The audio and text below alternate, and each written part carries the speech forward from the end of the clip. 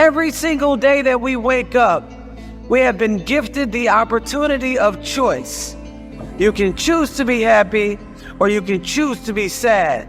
I don't care what your situation is. You should never allow your situation to define who you are as a person.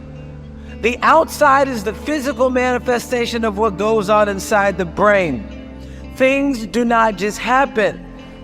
No one just rear-ends your car. You don't just become broke. Broke is a mindset. Things don't just happen. Your pocketbook is not just below balance or on zero. You're not just overweight, just by chance you're just overweight. Things don't just happen. Your words can trip you. What you say can cause you to stumble. It can keep you from your potential. You're not snared by what you think. Negative thoughts come to us all. When you speak them out, you give them life. That's when they become a reality. When you say, I'll never get back in shape, it becomes more difficult. You just made it harder. When you say, I never get any good breaks, that stops the favor that was ordained for you. If you say, I'm not that talented, I don't have a good personality, that is setting the limits for your life. That is calling in mediocrity. So the recognition that negative thinking and unhappy states actually do nothing to change anything. If anything, they make it worse. So if there's enough awareness and you can suddenly look at that, and then you can ask yourself from the deeper perspective of awareness, do I want to continue to think these thoughts? Is that helpful or good? Do I really want that? Ask yourself, what is my limiting step? What is the one factor that determines the speed at which I achieve my goal, or whether I achieve it at all?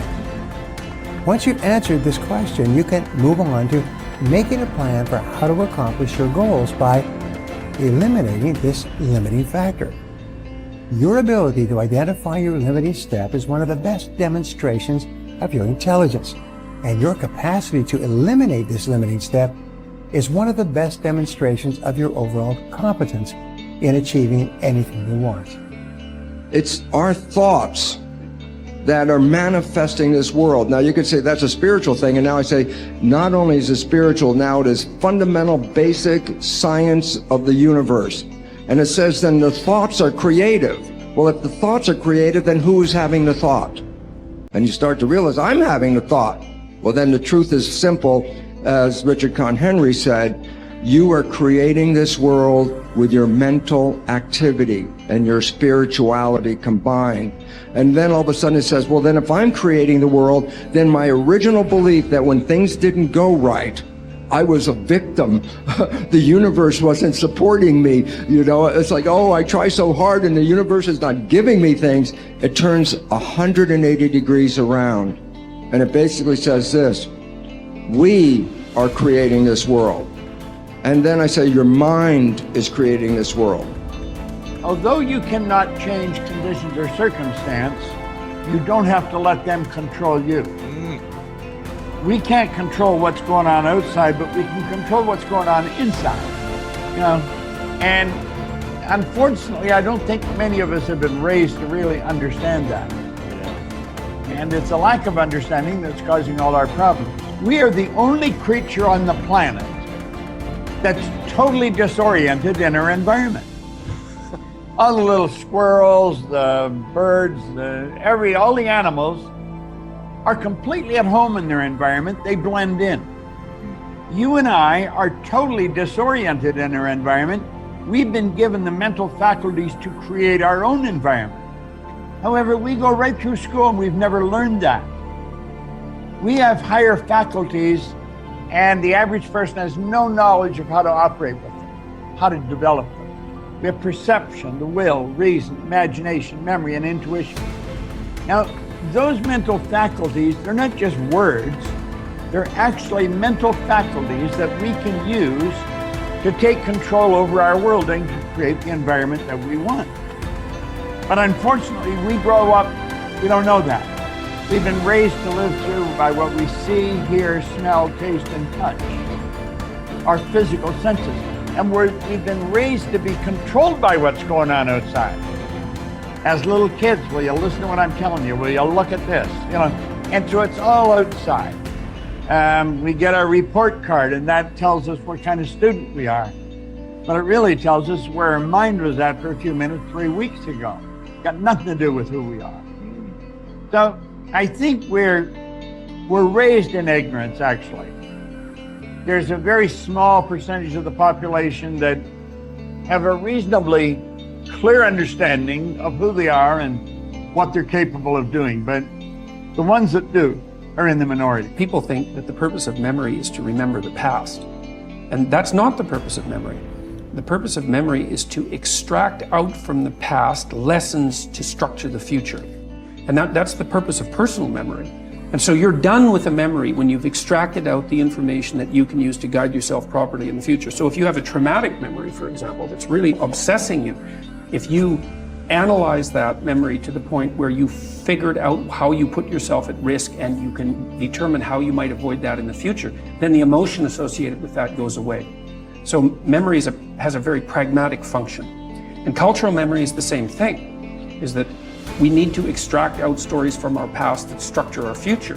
And we need that because, well, first of all, if you don't have a purpose, let's say, it isn't that your life becomes neutral in a meaningless sense. It's that your life becomes characterized by unbearable suffering, because the baseline condition of life is something like unbearable suffering. And what you have to set against that is a noble and worthwhile purpose. And hopefully your determination of that purpose is buttressed to some degree by the wisdom of the past, because you can't conjure something like that up on your own. And if you provide people with nobility of purpose, then they can tolerate the suffering of existence without becoming entirely corrupted by it. And cultures that don't do that, it isn't even so much that they die, it's that cultures that don't do that are dead. They're done. They don't have a story anymore. They don't have a call to adventure. And then, well, then everyone suffers stupidly as a consequence. It's a very bad thing. So Churchill made the same observation that many of the great psychologists and philosophers made in the early part of the 20th century. It's like, bring the story forward and propagate it and make it the most noble possible story. And then you motivate people to transcend themselves, which they need to do. So yes, he's exactly right in his diagnosis. In order for us to become abundant, we have to overcome the old personality. And that's 95% of who we are, right? Yes. So then, the side effect of the beginning of this process is a lot of discomfort. It is a lot of discomfort because you're stepping outside the known into the unknown, and now you can't predict. It's scary. No, you'd rather hold on to your lack. The pain, the suffering. Rather tell the story of that. At least it makes you feel something that's familiar. Mm-hmm. When you step outside and you're saying, I'm not going to complain about money any longer. I'm not going to complain about I don't have any. I'm not going to judge other people who do. I'm not going to say I can. I'm not worthy. It's never going to work. All those things got to go. I'm not going to feel lack. I'm not going to feel unworthy. I'm not going to feel separation. I'm not going to feel resentment. These are the things that are keeping my reality the same. Now it's no longer about abundance, about who you become. Mm-hmm. The most successful people are long-term thinkers. They look into the future as far as they can to determine the kind of people they want to become and the goals they want to achieve. They then come back to the present and determine the things that they will have to do or not do to achieve their desired futures. This practice of long-term thinking applies to work, career, marriage, relationships, money, and personal conduct. Successful people make sure that everything they do in the short term is consistent with where they want to end up in the long term. They practice self-discipline at all times. You see this willingness to sacrifice in people who spend many hours and even years preparing, studying, and upgrading their skills to make themselves more valuable so that they can have a better life in the future rather than spending most of their time socializing and having fun in the present. Your ability to think, plan, and work hard in the short term and to discipline yourself to do what is right and necessary before you do what is fun and easy is the key to creating a wonderful future for yourself. Your ability to think long term is a developed skill. As you get better at it, you become more able to predict with increasing accuracy.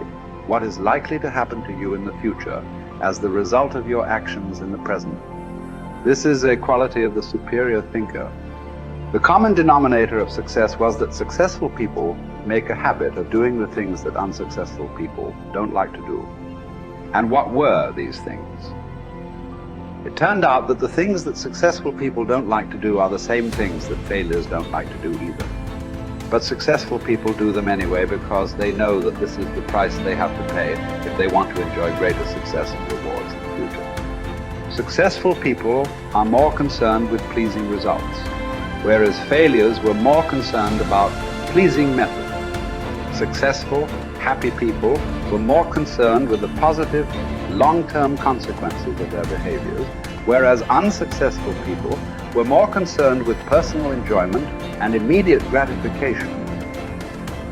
The top people were those who were more concerned with activities that were goal-achieving, whereas average people were more concerned with activities that were tension-relieving